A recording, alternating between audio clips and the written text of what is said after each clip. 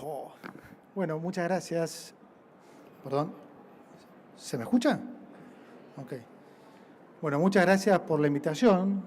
Es un privilegio y un honor estar hoy acá. Cuando Marcos, ayer el secretario PYME, me dijo de esta charla, inmediatamente le dije que sí, por dos razones, digamos. Una, por de quién viene, porque Marcos, además de ser un extraordinario profesional y una extraordinaria persona, es un amigo, y por eso yo le pedí también que fuera secretario PYME, porque hicimos deporte juntos cuando éramos chicos y lo solidario que era Marcos en la cancha lo es en la vida también. Entonces, a mí me parecía que era, digamos, una posición que le calzaba realmente perfecto. Y bueno, todas las semanas nos juntamos y me cuenta del mundo PYME. Así que, como digo, un privilegio hoy poder estar y contarles un poco entonces qué es lo que estamos viendo, hacia dónde vamos y las perspectivas que vemos. También quería agradecerle a Cristian, me estuvo contando también Marcos del fenomenal trabajo que hace y es el ejemplo de un emprendedor, digamos, ¿no? Que empieza de abajo y hoy estamos en un lugar con 3.000 personas, así que felicitaciones, Cristian, porque lo que haces también por el mundo PYME importa y mucho.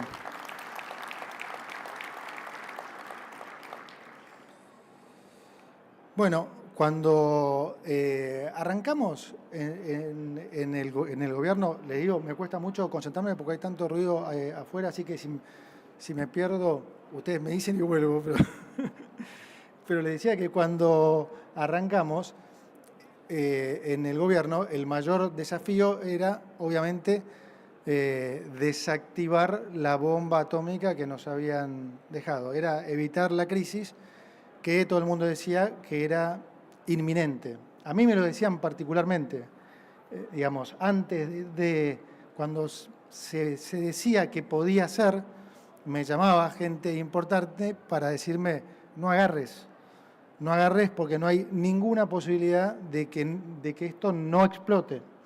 Estoy hablando de gente importante. Y cuando se supo que iba a ser, me llamaban para decirme, deja que explote, porque es la única forma, deja que explote y echarles la culpa a los otros. Es decir, hagamos lo que Argentina hizo siempre, deja que venga una crisis, que el ajuste lo pague el sector privado y de ahí uno se lleva después el crédito de una recuperación que eventualmente dura 2 o 3 años, a menos que haya un compromiso político, ¿no? Bueno, pero les decía esto porque tiene que ver con la razón por la que también estoy acá, que es prontamente nos dimos cuenta que además del desafío de desactivar esa bomba, estaba el desafío comunicacional. Y el desafío comunicacional es importantísimo, era y es clave explicar y que la gente entienda el nuevo modelo, hacia a dónde vamos. Y en ese momento era particularmente importante porque nosotros contábamos un programa que, como explicaba ayer el viceministro José Luis Daza, o anteayer en la conferencia en el IIF, era un programa muy sofisticado, es un programa muy sofisticado, que muchos lo resumen en la motosierra, pero que atrás tenía una complejidad en todo lo monetario, financiero y cambiario que era difícil de entender.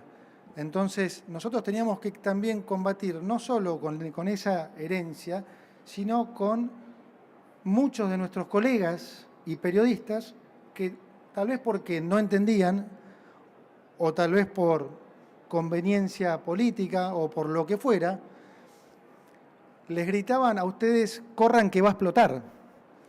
Y eso hacía las cosas mucho más difíciles. Bueno, hoy hemos ganado, digamos, hemos recuperado un buen terreno, digamos, lo comunicacional sigue siendo clave. Si se quiere, la ventaja que tenemos hoy es que después de 1 año y medio nos avalan los hechos.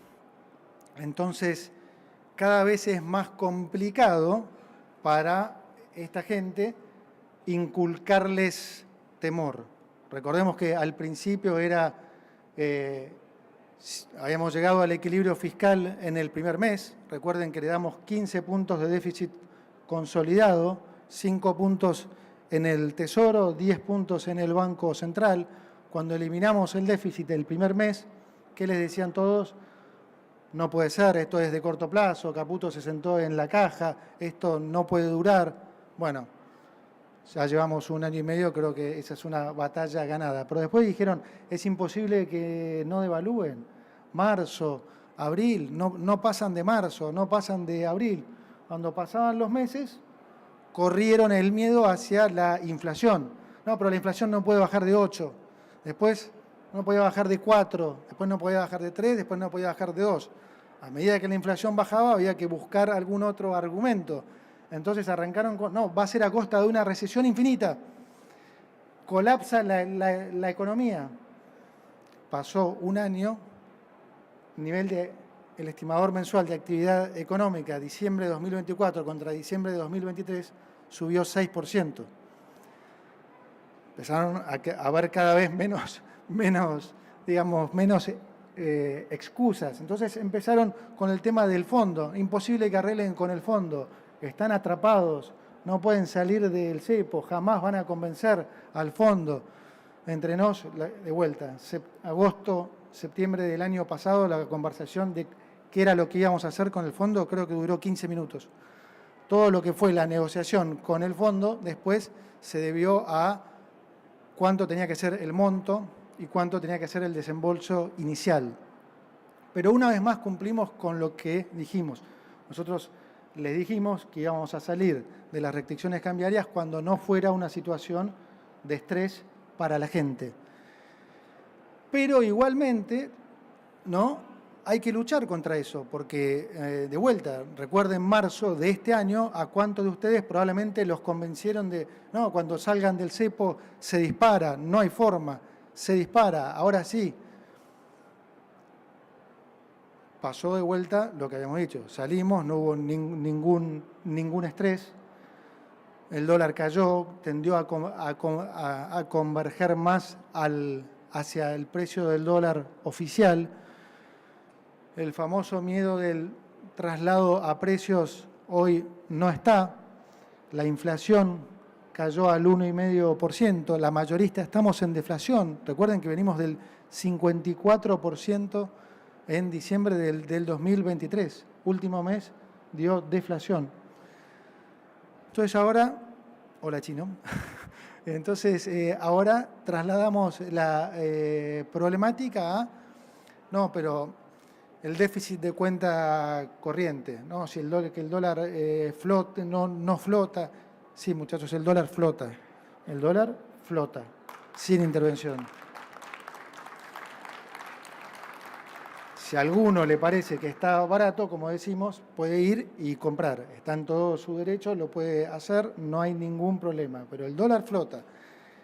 Y el déficit de cuenta corriente es absolutamente esperable y razonable para un país que estaba totalmente descapitalizado, donde la inversión está creciendo al 31,8%. Obviamente que iba a pasar esto, totalmente esperable. Pero además, en el dato puntual de este primer trimestre, tengan en cuenta que además vino influido por todo este tema que comenté recién, el de hacerles creer a todos que si salíamos del cepo, se venía una estampida en el dólar. Obviamente, ¿qué hicieron muchos importadores? Adelantaron importaciones. Entonces, naturalmente, la balanza comercial de bienes también se retrajo. Pero además, hay una diferencia fundamental con otros déficits de cuenta corriente. Primero, que el nivel del déficit es absolutamente razonable, y yo le diría hasta sano, para una economía que está creciendo al 6%. Pero el segundo punto es que ese déficit de cuenta corriente ya no financia más déficit del sector público, es déficit privado. Entonces, les voy a poner un ejemplo para que ustedes entiendan. Si alguien hoy saca dólares del colchón e importa un tractor o una maquinaria usada para el campo, en las cuentas nacionales eso va a computar como déficit de cuenta corriente. Ahora, ¿cómo está el país? ¿Mejor o peor con ustedes con dólares en el colchón o habiendo comprado una máquina para producir más? Aún si fue a través de un préstamo, de vuelta, es ahora financiamiento privado. Entonces, no es que no le prestamos atención a estas cosas, nosotros le prestamos atención a todo. Pero les hago esta explicación para que entiendan, para que no se dejen seguir engañando por gente que tal vez o no entiende o tiene otros objetivos, pero que definitivamente no ha contribuido a que, en particular, ustedes y muchos otros empresarios, digamos, se hayan beneficiado de esos consejos, ¿no? Y ese es el cambio de modelo, de alguna manera, que nosotros estamos proponiendo. Ahora bien, más allá de todo lo que dije, venimos de más de 10 décadas de fracasos, en particular de 2 décadas terribles. Así que el escepticismo y todo esto es perfectamente entendible. Y digamos, ayer lo dije en La Plata, hay dos preguntas que nos siguen haciendo, que a mí me siguen haciendo, y es, ¿por qué esta vez es diferente? ¿Y cómo nos aseguramos que van a seguir por este camino? Y son dos preguntas importantísimas, porque nadie pretende que, digamos, ni el empresario ni la persona de a pie sepa de economía. Y es verdad que por ahí algunos pueden relacionar lo que está pasando con otras épocas. Entonces, la pregunta es perfectamente válida. ¿Por qué esta vez es diferente? Voy a tratar de explicárselos porque es importantísimo para entender justamente esto, para entender el por qué esta vez sí va a funcionar. Y es el hecho de que en Argentina nunca hubo orden macroeconómico. Cuando digo orden macroeconómico me refiero a orden fiscal, a orden monetario, por decisión política. Nunca hubo eso. Entonces, los que creen que esta es una situación que ya vivimos, sepan que no la vivimos. Argentina, ahora que todos saben que el problema de fondo siempre fue el déficit fiscal, Argentina tuvo déficit fiscal en 113 de los últimos 124 años. Y las consecuencias de cómo se financiaba ese déficit son las cosas que todos padecíamos como ciudadanos, ¿sí? Ya sea la suba de impuestos o si se financiaba con emisión o deuda, depreciación de nuestra moneda o defaults. Todas esas eran las consecuencias de cómo se financiaba ese déficit. Ha habido momentos en la historia circunstanciales en que ha habido cierto orden macro. ¿Cuándo? Cuando inmediatamente después de gatillar una crisis, ¿sí? Porque cuando gatillas una crisis, el ajuste lo hace justamente el mercado. Para no remontarnos a muchas crisis anteriores, piensen en la última, ¿no? En la salida de la convertibilidad. Entonces, ¿qué pasó ahí? Hubo un brutal ajuste que ¿quién lo pagó? El sector privado. Los salarios cayeron más de 30% en términos reales, más de 60% en dólares. hubo especificación asimétrica, media devaluación, default, todo.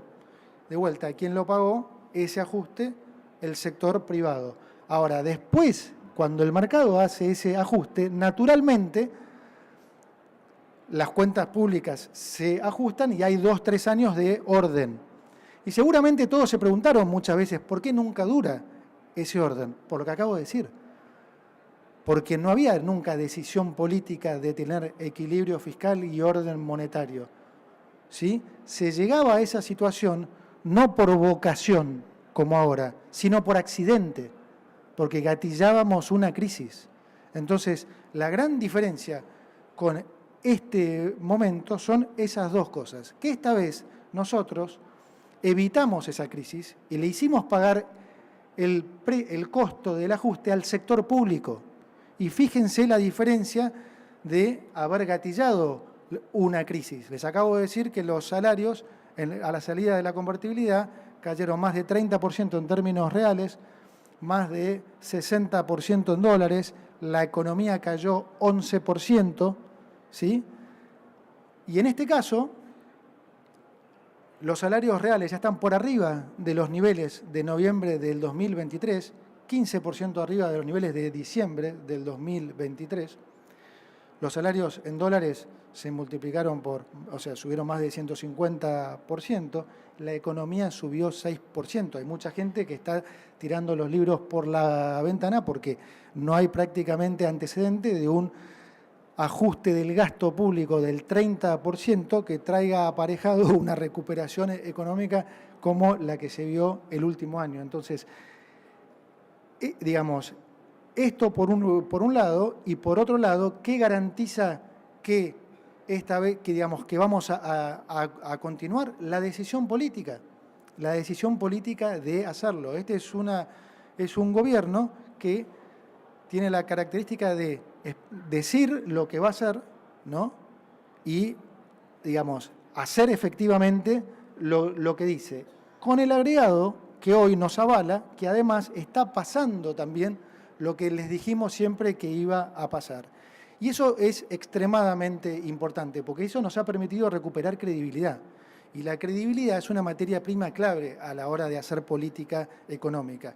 Y nosotros, además de un desastre económico, heredamos credibilidad negativa, no solo reservas negativas en el Banco Central, sino credibilidad negativa. Y es muy importante para Argentina como país reganar credibilidad. Y hoy pasamos de ser uno de los peores alumnos del mundo a ser uno de los mejores, al punto que en la última reunión del G20 y del fondo en Washington, la Managing Director del Fondo Monetario, hablándole a los ministros principales del mundo, a los ministros del G20, en ese momento estábamos en pleno momento de la guerra comercial de Estados Unidos con el resto y había mucho temor en los mercados, y Kristalina dijo: es posible que con todos estos problemas que estamos viendo y los fundamentos económicos más endebles que veo en los países desarrollados, es posible que más que nunca se necesite de la ayuda del Fondo Monetario. Ahora bien, nosotros solamente vamos a estar avalando y ayudando a países que hagan las cosas como Argentina. ¿Puedo decirlo, Toto? Me dijo, sí. A los países que hagan las cosas como Argentina. O sea, pasamos de ser el ejemplo del mal alumno a ser el ejemplo de uno de los 5 mejores alumnos. Hoy Argentina es uno de los 5 países que tiene superávit fiscal en la línea financiera. Entonces, esto, se logró partiendo de una base tremendamente débil, ¿sí? Entonces, imagínense lo que se puede lograr si todos nos convencemos y entendemos que efectivamente este es el rumbo. Nosotros estamos acá justamente para hacerles la vida más sencilla a ustedes, pero también, hay que decirlo, sin darle la espalda a la gente y a los trabajadores. Nuestro modelo a lo que apunta es a bajarles impuestos, a bajar regulaciones, a que haya más competencia. Porque esa es la forma también en la que se va a beneficiar la gente, ¿sí? Nosotros venimos de muchas décadas de un modelo que no solo fracasó, sino que también, hay que decirlo, generaba incentivos erróneos. Durante las últimas décadas era más importante tener conocimiento financiero que tal vez el negocio propio de cada empresa, de cada industria. Y había muchas empresas que sobrevivían o que podían aprovechar la volatilidad que generaba este desmanejo económico. Pero ¿quién lo terminaba pagando? Lo terminaba pagando también la gente con productos de peor calidad a peor precio. Lo terminaba también pagando el asalariado, ¿sí? Con sueldos miserables en dólares. Nosotros no solemos hablar ni de grandes empresas, ni de pymes, ni tampoco en general de sectores. Y la razón por la que hacemos esto es porque nosotros lo que queremos es crear las condiciones para que cualquiera se pueda desarrollar, empezando por un emprendedor, siguiendo por una pyme o una empresa grande.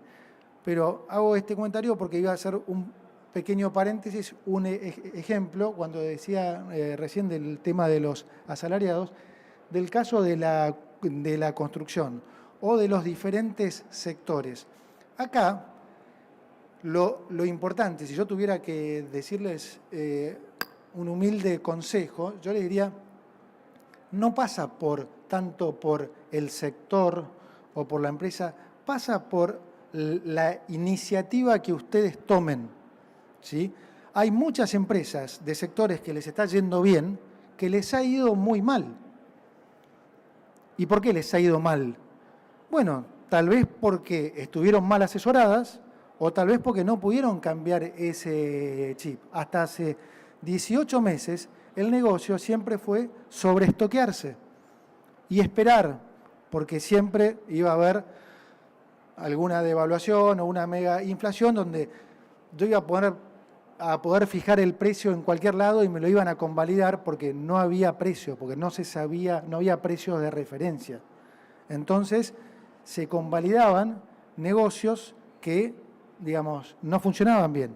Ahora, digamos, este es un chip que hay que cambiar. Y el otro día, ahora voy al ejemplo, el otro día me contaba mi hermano, que viene del rubro de los desarrollos inmobiliarios, de la construcción, por supuesto está en la Cámara, es un desarrollador muy importante, y me decía, y la construcción lo pongo como ejemplo, digo, porque es uno de los sectores que viene de alguna manera rezagado. Y él me decía, ¿sabes por qué está rezagado, entre otras cosas? No es mucho, o sea, por el tema de la obra pública, eso es relato. La obra pública era prácticamente todo corrupción, muchachos, así que no se coman ese cuento. Me dice, muchos están esperando todavía que vuelva el metro cuadrado a $800. Entonces, claro, no pueden hacer el clic. En el medio de eso no se dan cuenta que el metro cuadrado subió por ahí a $1.200, subió un 50%, pero los sueldos en dólares subieron más de 150%. Y ahora hay crédito. Es decir, las condiciones hoy para que se desarrolle el mercado inmobiliario son mucho mejores que hace 18 meses. Sin embargo, si yo me retraigo porque creo que para lanzarme el dólar tiene que valer 3.000, al obrero tengo que pagarle $350 en vez de 1.200, y me quedo cruzadito de brazos esperando que eso pase, bueno, es el caso de los que se quedaron con sobrestock esperando que una suba del dólar lo salve. Entonces, el punto no está tanto en si es un emprendedor, si es una pyme o es una empresa grande. Está en ustedes. Hoy los protagonistas de esta historia son ustedes, y particularmente las pymes. O sea, nosotros tenemos que cambiar este modelo. El 99, digamos, muchas veces hablo con Marcos sobre el tema de, digamos, de que por ahí alguno puede tener la percepción, porque nosotros no nombramos, como digo, en particular a los sectores o al tipo de empresa que no les prestamos atención. Y es todo lo contrario. Nosotros estamos todo el tiempo hablando y pensando la mejor forma de ayudarlos. Y sería sonso no hacerlo, porque el 99% de los empleadores son pymes. El 62% de la fuerza laboral registrada es pyme. Entonces, digamos, se cae de maduro. Pero sepan ustedes también que, además, los escuchamos, los leemos en Twitter. Yo lo leí hace 2 semanas y acá está otro coloso que es el jefe de Arca, Juan Paso, que, digamos, leí a algún usuario en Twitter que me pasó una recomendación. Nos juntamos con Juan, la analizamos y la implementamos. Digamos, y eso lo hacemos con todo, estamos todo el tiempo viendo y analizando. Les puedo dar más ejemplos. También hicimos lo de la baja de las tasas de interés, que también era seguramente algo que les generó mucho alivio. No es hacia donde nosotros queremos ir. Digamos, nosotros venimos de un modelo donde ustedes se financiaban con AFIP en su momento, ahora Arca, y recaudaban los bancos. Bueno, eso no es lo normal.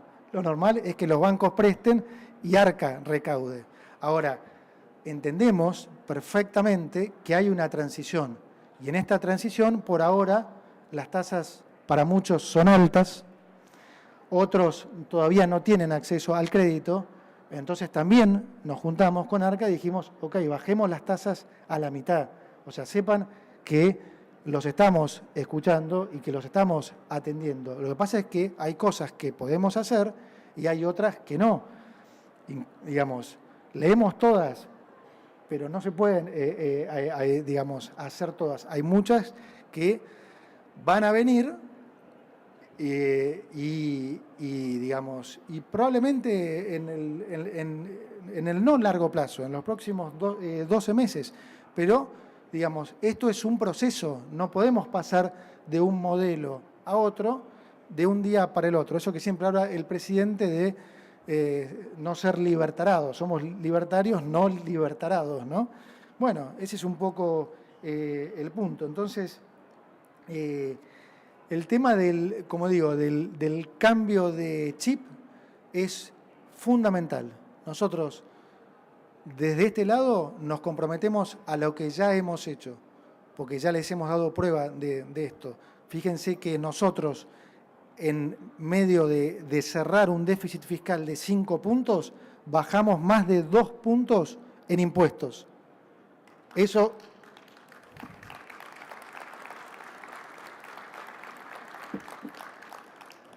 Si nosotros logramos que el país crezca, digamos, a lo que hemos crecido este año, al 6% por los próximos 6 años, en baja de impuestos, nosotros les vamos a estar devolviendo a ustedes, al sector privado, a las pymes, más de 420.000 millones de dólares.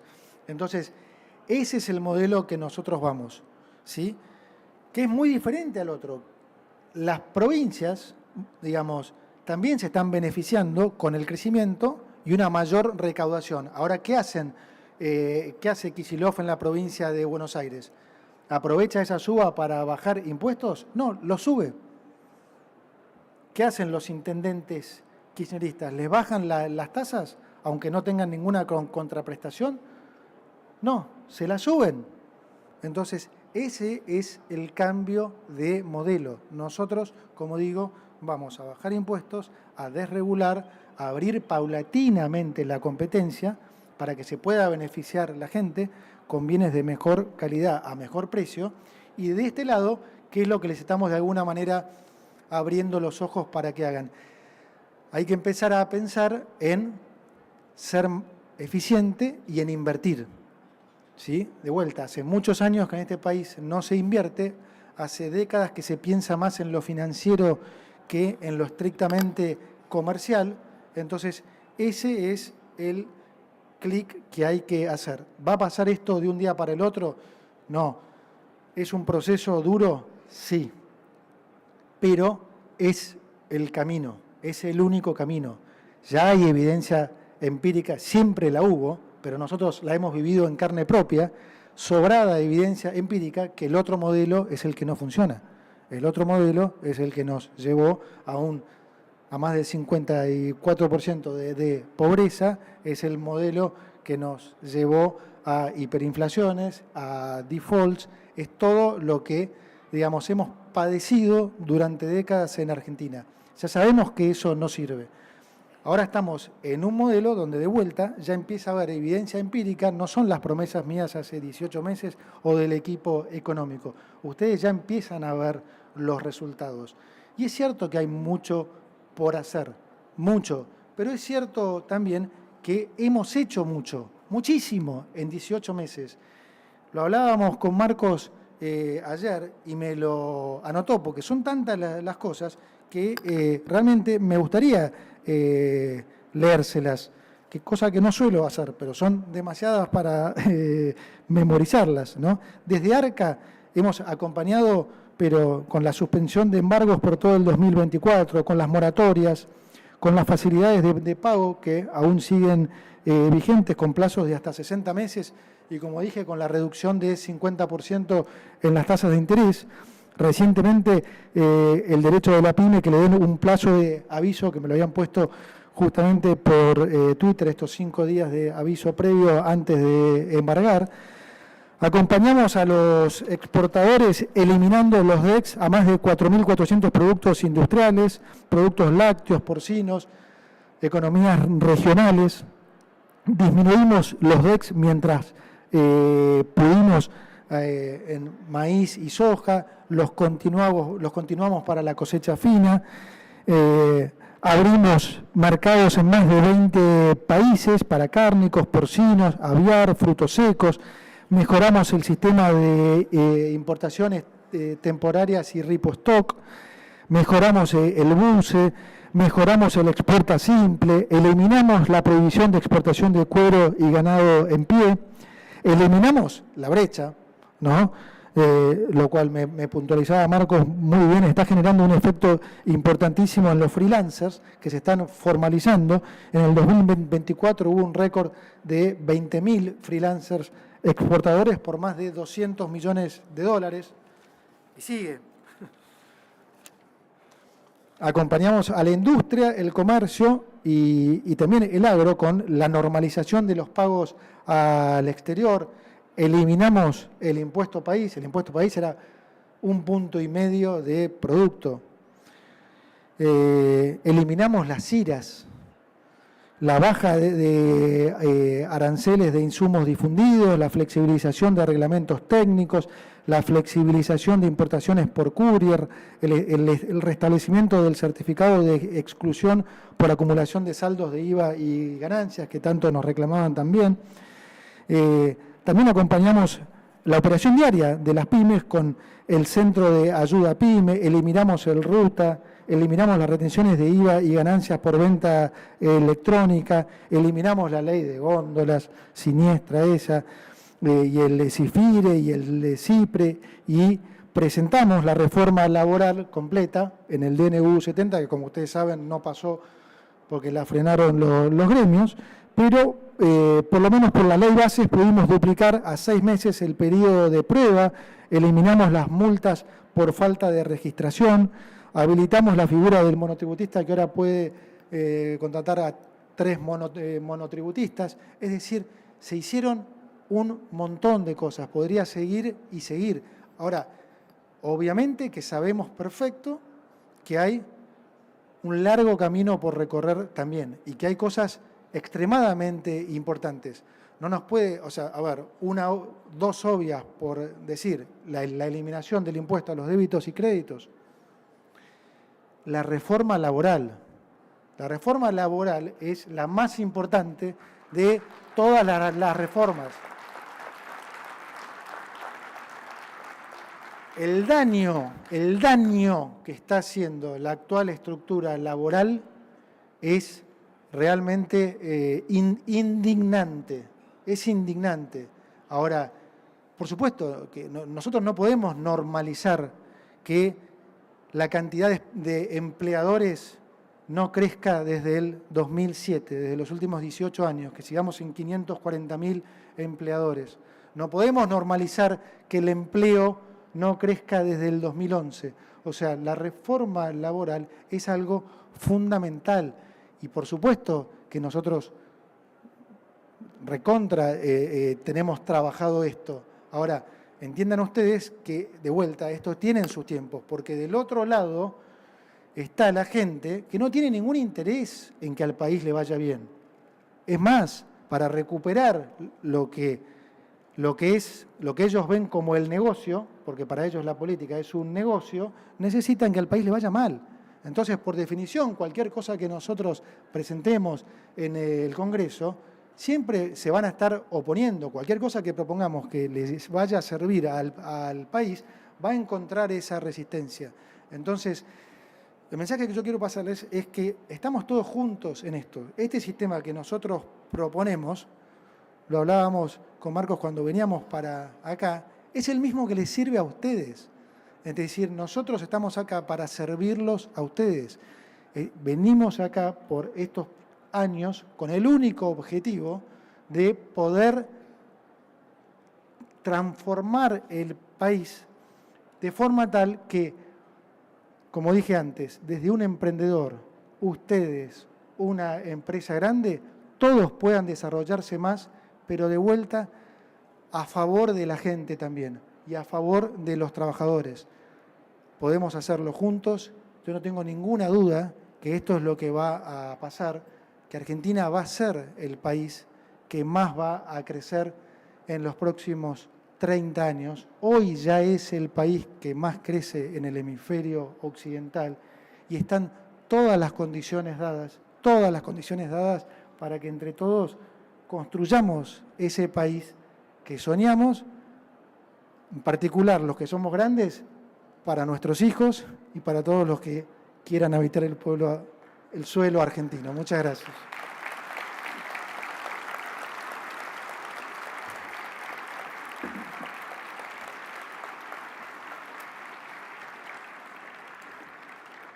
Ya me voy, tomo un poquito más de agua y me voy.